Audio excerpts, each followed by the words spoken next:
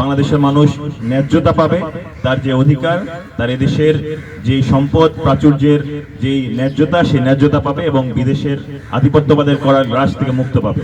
কিন্তু আমরা দেখেছি জুলাই গণঅভ্যুত্থানের পর আমরা যেভাবে বাংলাদেশকে পেতে চেয়েছিলাম তার অনেকখানি আমরা এখনো আদায় করতে পারিনি।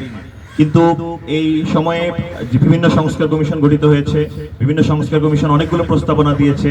এই প্রস্তাবনাগুলোর মধ্যে আমরা দেখেছি এমন কিছু প্রস্তাবনা রয়েছে যেগুলো আসলে বিগত ফ্যাসিবাদী কাঠামোকে ভেঙে দেয় এবং ইনসাফ এবং ন্যায্যতার ভিত্তিতে একটা সমাজ গড়ার ক্ষেত্রে রাষ্ট্রীয় কাঠামোকে সেই জায়গায় সাপোর্ট দেয়। কিন্তু আমরা দেখেছি অনেক দুঃখজনকভাবে এই জায়গাগুলোতে অনেক নোট অফ ডিসেন্ট এসেছে। এমন অনেক কাঠামো রয়েছিল যে কাঠামোগুলো পুরনো কাঠামোকে সাপোর্ট করে এবং বর্তমান রাজনৈতিক দলগুলোর মধ্যে অনেকেরই অনেক রকম মতানৈক্য দেখা গিয়েছে, যেগুলো অত্যন্ত দুঃখজনক।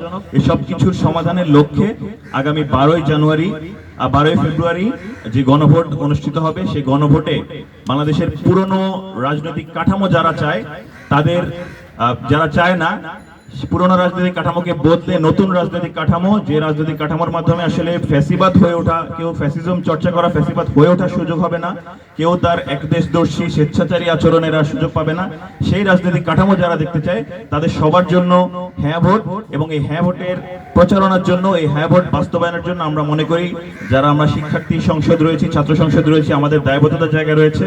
আমরা আমাদের জায়গা থেকে, সেই দায়বদ্ধতার জায়গা থেকে সারা দেশে সফর করব, আমাদের হ্যাঁ ভোটের প্রচারণা কার্যক্রম পরিচালনা করব, আমরা সকল স্তরের মানুষের কাছে পৌঁছানোর চেষ্টা করব এবং আমরা তুলে ধরার চেষ্টা করব জুলাইয়ের যে স্পিরিট রয়েছে, যে স্পিরিট আমাদের শহীদ শরীফ ওসমান বিন হাদি ভাই ধারণ করেছিলেন, যে আধিপত্যবাদ বিরোধী স্পিরিট শহীদ আবরার ফাহাদ ভাই করেছিলেন, যে বৈষম্যের স্পিরিট, বৈষম্য বিরোধী স্পিরিট আমাদের শহীদ আবু সাইদ ভাই ধারণ করেছিলেন।